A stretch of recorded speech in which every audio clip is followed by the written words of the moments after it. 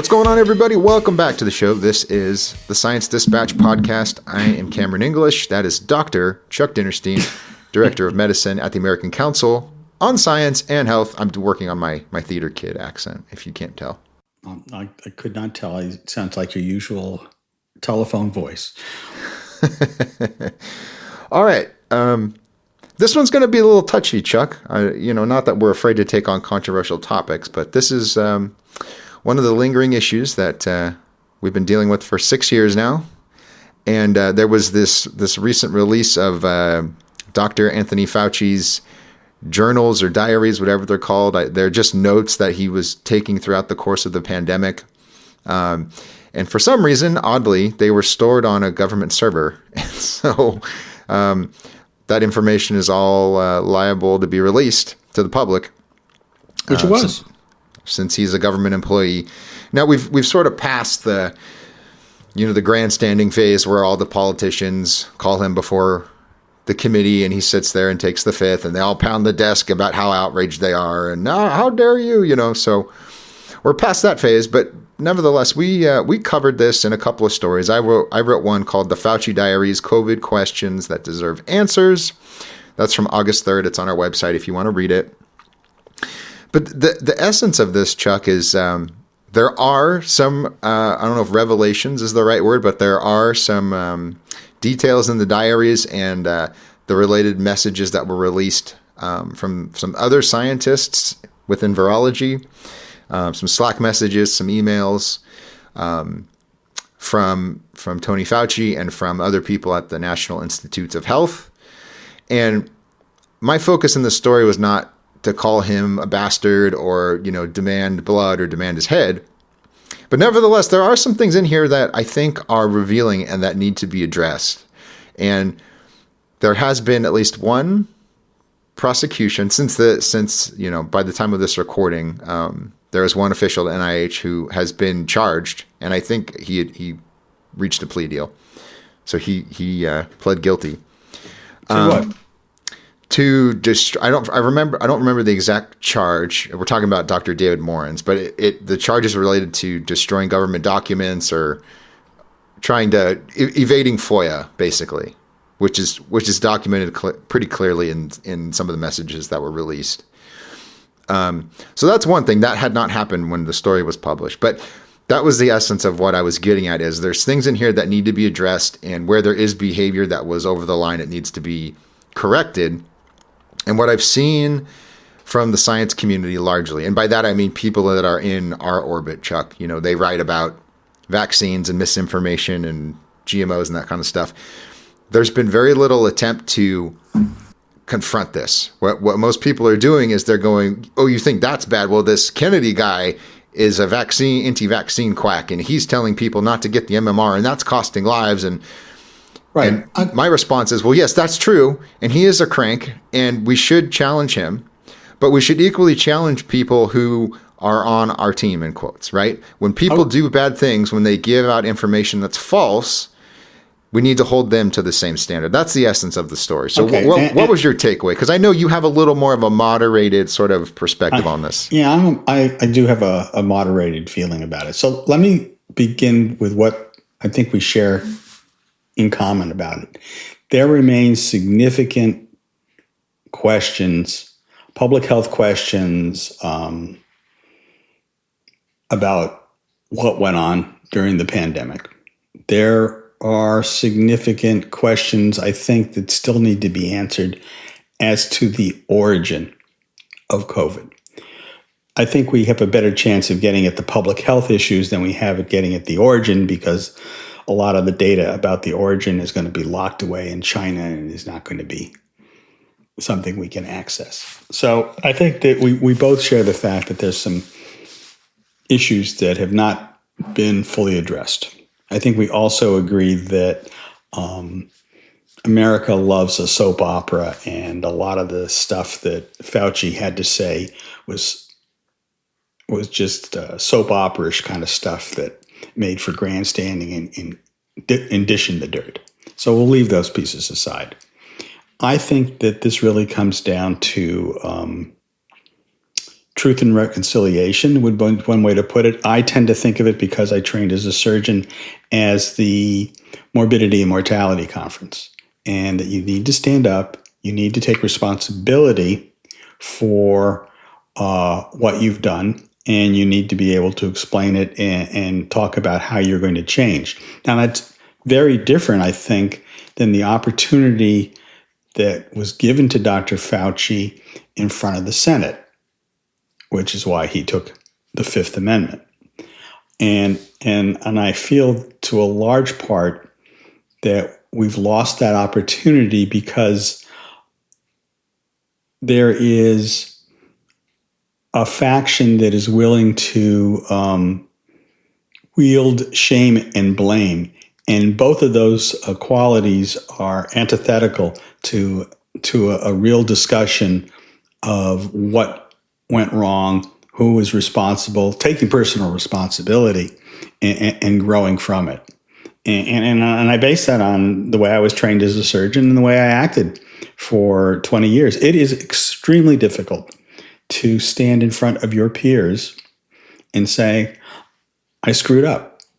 And when those screw ups result in deaths or economic destruction, that's an even harder weight to carry. And we don't have a real good mechanism to allow that to take place. And we're going to suffer for it, because a lot of the lessons that we should be learning from the pandemic, we won't because of it. I agree with all of that, of course. In principle, it makes perfect sense. And you've used the Morbidity and Mortality Conference analogy before, where I'm always pulling that, the doctor card on that one. It's a great example, because, and I'm sure it's not a pleasant experience to stand up in front of everyone and go, I really, shouldn't have cut him that way. That was a bad, I did a bad thing, right? If that's what were actually happening, I would love that approach. But I think to maybe make the analogy a little more accurate, and you tell me what would happen, because I don't know. If you were to write an email to one of your colleagues and say, I don't think this procedure is going to work. I think it has a high risk of serious complications for this patient, but I'm going to do it anyway because the fallout of not doing it would actually be worse. If you were to say that internally with someone at your hospital, and that was to come out, I think that would have very, very serious implications for you personally and for the hospital as well, that you made a decision that you acknowledged privately was actually not in the best interest of the patient. Or that there was, you were weighing the trade-offs. There was an uncertainty about which was the best course to pursue. And so for whatever reason, you chose this one over that. I mean, I think that's more clinically realistic from my world. And interestingly enough, that has been a legal problem for doctors for some time. Now, so the morbidity and mortality conferences are regular hospital functions, and therefore minutes are taken. But the minutes have been cleaned of a lot of, he said that, the other one said this. They are written in a way that makes it more difficult for plaintiff's counsel to discover those documents and use them. And to use them in a malpractice case, because that's the downside of confessing your sins in a medical legal setting, is that you expose yourself to legal jeopardy when it may not have been the case at all. So, part of this is about intent. I think that the public health system was faced with a novel problem. They fell back on old approaches. They didn't act in a timely manner to update those things. Those are the grand strokes that I would take for the problems there. And I think that they should talk about it. I think that some people, it appears, were less than honest about the information that they put forward, and we need to bring that out. I don't know that we're going to get to the bottom of some of that stuff or find ways to correct it by guaranteeing up the front end that there's going to be prosecutions and there will be punishment. Well, I think we have enough information to show that there was unethical behavior going on. So I agree with you. Like if you go to people you think committed a crime, let's say, and you go, we're going to hang you in public because you're a bad person, right? That doesn't inspire confidence in the legal process, right? It looks more like a witch hunt. I totally understand what you're saying there. But when I look at some of these messages that were released, I'm not seeing indecision. I'm not seeing that we need to nuance. I'm seeing people flatly contradict what they said publicly. So one of the messages is from Peter Daszak, who at the time was head of this group called EcoHealth Alliance that was doing research on bat coronaviruses in Wuhan. If we're looking for a smoking gun bullet, he would be in the group. This is the bombshell, if you will, right? He of course was at the center of this whole campaign to call everyone a nutter butter, a crank, if they were even suggesting or hinting at the fact that this bat coronavirus research laboratory was the source of a coronavirus that originated in bats, right? So here's a message. This is an email he sent to the head scientist at the Wuhan Institute of Virology. And he says specifically, there's a scientist who's trying to get access to our information, the data about the research we've been doing. And he's basically coaching her through how to avoid releasing that. He says explicitly, NIH has also refused to release the details of the grant. He says explicitly, please do not share or agree to his request. And later on, he says, I will respond to him sometime in the next few days and explain to him that all of the sequence data he's looking for have been uploaded. He will probably write back and ask for the raw data. I will then ignore his request. So, now, again, this does not prove, as everyone's very eager to insist, this does not prove beyond a reasonable doubt that the virus leaked out of this lab. But what you have here is two people at the epicenter of the scandal effectively conspiring to suppress the release of data. Now, on Twitter, I have presented this to multiple high-level people with audiences that have scientific credentials. None of them will even acknowledge this, right? They'll turn around and they'll say, conspiracy theories, misinformation, blah, blah, blah, anti-vaccine this. And I'm going, look, this is not about any of that. This is about a guy trying to suppress data, right? Now this, to your point about the fifth and trying to imply guilt from people not saying anything, this implies guilt, even if it doesn't prove it. Because what it shows is they're trying to suppress the release of information that could probably help us get to the bottom of this.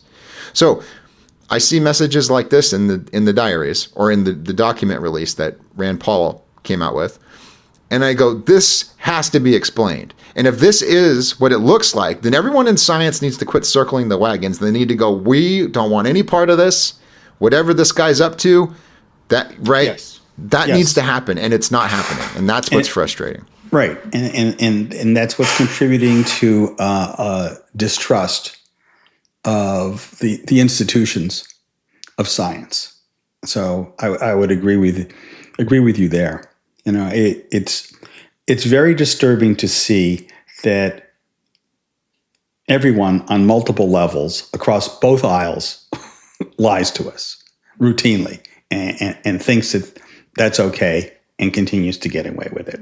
I kind of throw up my hands sometimes at figuring out how to resolve it. Now, I would just add that what you see here, to go back to my surgical M&M example, it is a well-documented approach for dealing with the problems at a morbidity and mortality conference. There was a psychologist that embedded himself in a surgical team for a year just to study morbidity and mortality conferences. And he wrote a book, Forgive and Remember, which is the hallmark book on the topic. And there's, basically four possible outcomes from a surgical case. It either goes well or it doesn't go well, and you either expected it to go well or you didn't expect it to go well, and they turned out the various choices.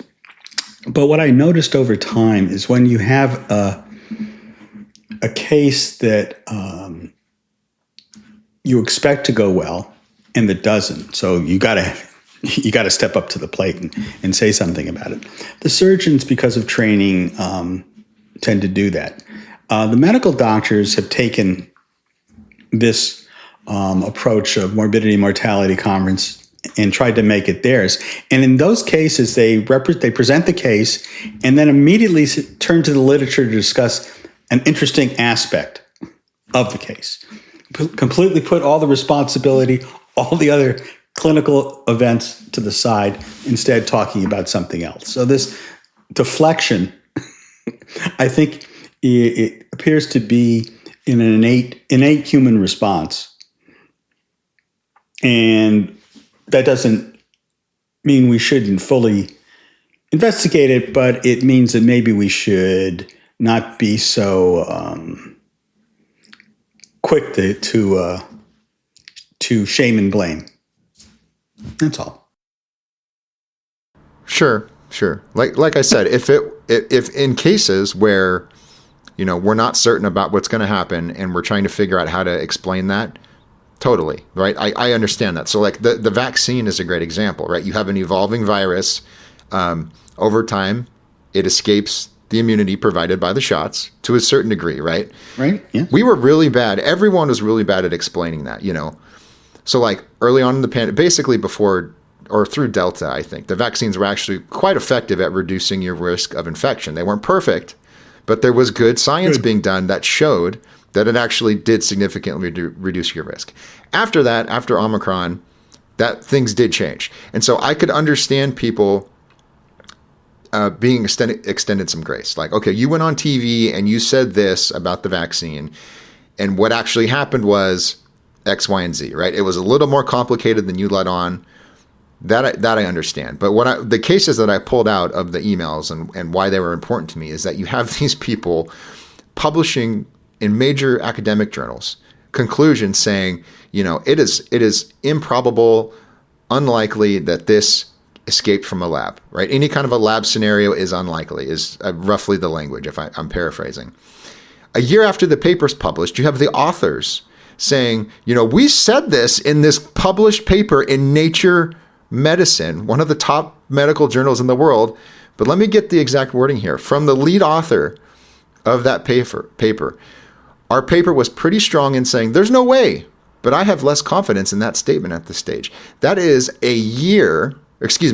that is 3 months after the paper was published. And then a year later, so in 2021, this is another author, Eddie Holmes, a virologist at the University of Sydney.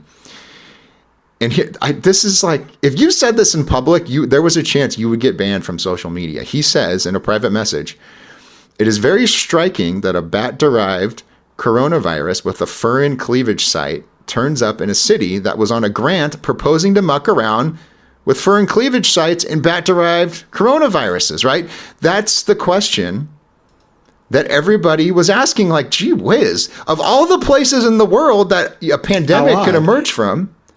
And the famous clip now is Jon Stewart of The Daily Show going on Stephen Colbert and going, gee whiz, what are the odds, buddy? And Colbert is trying his best to go, well, let's, blah, blah, blah, So in other words, and not to belabor the point, you have the same people that are at the center of this insisting that it's not possible or very improbable, talking to each other and going, this is damn hard to explain, guys. You know what I mean? Yes. There's a fundamental hypocrisy. Yes. And it should, you're correct.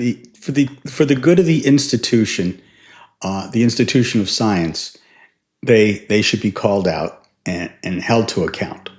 I don't disagree with that. I think that unfortunately, we live in an environment that makes that almost impossible to do, to our detriment. But that seems to be where we find ourselves. I don't know what else to do with it. It's interesting. The other interesting piece to me is, I trained in medical school. I tried to stay awake for all the lectures, but I would say that part of my understanding of what they were saying to us early in the pandemic was influenced by my own misconceptions and experience with vaccines. If you had asked me about vaccines, really vaccines are pretty much like measles vaccines, one and done. And this was not. This was a far closer to a flu vaccine. And that was never made clear. I, as the reader, made the erroneous assumption that we were talking about what I had experienced with vaccines. You take a vaccine, that's the end of the problem. Yeah, flu is a little bit different, but nobody ever said explicitly, this is flu. Now, we can argue back and forth why they didn't do that, but the points that you bring up are a different level of hypocrisy. I cannot find a way to say that those were all necessary public health messaging. Sometimes you have to say, I'm not 100% sure. This is my best guess. Now, and we can take it another way, is that this may represent the hubris of this group of physicians who are not willing to be humble enough to say, we're not 100% sure. I think in wrapping up on this, and we'll move on to our other topic briefly, there were a few people that were very good at all of this. So, for example, Paul Offit, who we've had on this podcast, pediatric infectious disease specialist, really great science communicator. I love the work he does. He came out early in the pandemic and he said, you should worry about flu. This COVID thing's going to blow over. And when that turned out to be wrong, to his credit, he went on TV and he was like, to your Eminem example, he was like, boy, was I wrong, right? Right. That was great for his credibility, and everybody rightly applauded him. I don't think the people that loathe him, the anti-vaccine people, don't care. But everyone else who's watching that, I think, is good. The other thing that he was very good at is just explaining how the vaccines worked. And so in his book, it's called Tell Me When It's Over, that we talked to him about, he just explained very simply. He's like, here's the problem. The incubation period of the virus is shorter than the time your immune system needs to build an immune response after the vaccine. And so the virus gets out and starts replicating in your cells before the vaccine can do anything. And I remember reading that, I went, man, that was such a great explanation. That, like, if someone from CDC would have went on television and said, or just had Paul Offit do it, or like, here's our guy from ACIP, listen to him, right? That would have gone a long way. And to your credit, I think you were really good at breaking down the science as it was evolving. You were a great resource for me. But most people just in the public health space weren't doing that. And I think that was to our detriment. So I'm going to make an argument that I think that one of the distinctions is that clinicians, people that actually take care of patients, like a Paul Offit, come to the communication process much differently than the people that are in charge of the National Institute of Health or the CDC, because it requires a different communication skill set to administer a program. And, and I think that has a lot to do with being unwilling to be humble, to be unwilling to say, I'm not 100% sure. This is my best guess. This is what I would recommend, or in the response to the classic question, what would you do if it was your family member, And so I think that makes a difference. Well said. Well said. Yeah, read that book. Tell Me When It's Over, by the way. It's just really helpful. And you can listen to our interview with Paul Offit. We'll link to it. As we wrap up here, let's say something about, because this is a thing, right? There's this whole hubbub about the MMR vaccine and the supposed need to split up the doses of this vaccine because, the argument that the anti-vaccine folks have been making for decades now is that an infant's immune system can't take the level of bombardment of antigens that this vaccine represents. And the implication is it leads to negative and really bad, especially negative outcomes maybe autism, maybe whatever. All nonsense, as we and others have said for a long time.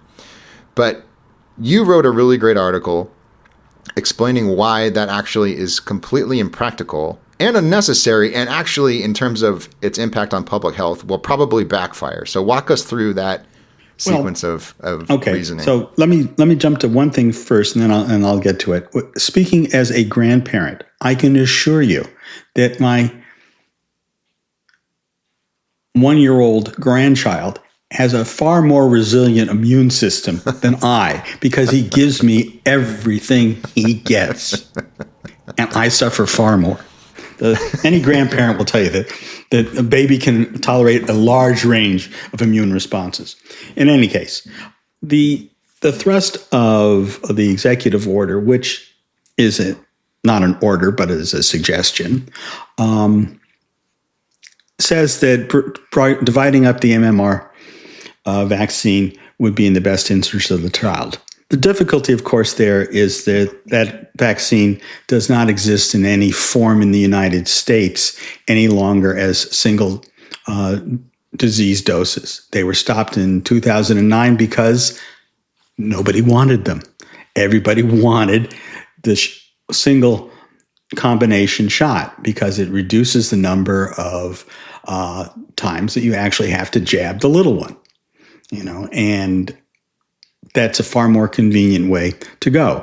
Having 3 separate doses means 3 separate trips to the doctor's office, 3 separate copays, 3 separate times of taking off from work, and 3 separate times that you're going to jab the kid and that they're going to spend the night, as I know you've experienced as a father, dealing with a kid that's cranky and unhappy and won't go to bed and wakes up in the middle of the night and turns the evening into terror for the parents. So its purpose is not really to help the child, especially since these vaccines are actually not obtainable in the United States. It's simply to cast a little confusion, spread a little doubt, and to make it far harder to get the vaccinations that the kids need. The Japanese are probably the only major country that's a high-income country like ourselves that has a separate breakdown for that, and it's only because they had a bad experience with their mumps vaccine at one point in time and split it out so that they wouldn't have any further difficulties with it. And see, that'd be fine if there were some, production issue or there was some practical reason that necessitated this. Be perfectly fine. But that's not what's happening here. I think that's what you're getting at is they're doing this. It's for show. It's for rhetoric. It's something that the lawyers can use in court. It's for lobbying. It's BS is what it is. As I said on more than one occasion, it's more sizzle than steak. And, in terms of, and we talked about this previously, in terms of compliance with medications, physicians do the level best they can do to get it down to 1 pill a day. As soon as it becomes twice a day, compliance begins to drop. God forbid it's an injection over a pill. That number, makes it drop even more. And we have examples in the real world. As I mentioned, there is a generic 3-in-1 combination pill for coronary artery disease. It consists of a statin, aspirin, and a blood pressure medication that they're using in the low and middle income countries because they don't have the resources to generate 3 different pills and make them available. And that one pill does an outstanding job and is highly compliant. You take it once a day, end of the conversation. You're not taking 3 different pills at 2 different times. And again, I'm an old guy now, so I have my little collection of pills to take, and I am a doctor, and I will tell you that at least twice a month, I forget taking some pills. It sounds like it would be an easy thing, but it is not. So when you start spreading these things out over more and more time periods, compliance falls apart. And when you're talking about vaccination, a compliance with a staged series of vaccinations is important because it's the timing and getting those antigen boosts that give you a resilient response. To your point about confusion as we close here, I was at my daughter's pediatrician's office a few months ago, And the federal government had just come out and said, HHS had just said, we're no longer recommending the COVID vaccine for children. And that was going to impact, it could have impacted whether it was covered by insurance and so forth. Sure. And so when we went in for a routine appointment, before they gave us the round of shots that were due for my daughter, they gave us this little laminated handout, and it said the CDC is no longer recommending this or that vaccine, blah, blah, blah. And it didn't say like because it's going to give her a seizure and she's going to die, but it just said that, this is no longer the official recommendation. And even I work here. I work with you, right? Even I sat there for a second. I went, wait a minute. And then I caught myself. I went, is this the new CDC or this the old one? And the nurse had the wherewithal to go, oh yeah, this is the new one. And I'm like, okay, just take that away from me and do what's best for my daughter. And she said, no problem, right? Right. But you know what I mean? I'm surrounded Yes. by physicians and scientists. Yes. I'm bathed in this stuff, and seeing that in the context of protecting my child made me go, wait a minute. You know what I mean? Oh, absolutely. And that, it pisses me off. And I know it makes you mad too. It's like don't do that to people. It's just wrong. Right. It's wrong to them. It just adds more to the day. You're telling the people the same thing over and over and over again. It's crazy. It's what it is. Very good. All right. Well, we'll land there. We had 3 separate articles on this. Dr. Bloom did an article contrasting Paul Offit's thoughts with the new guidance from the government, and you can imagine who he thought was correct in that dispute. You wrote an article sort of breaking down some of the issues we just talked about.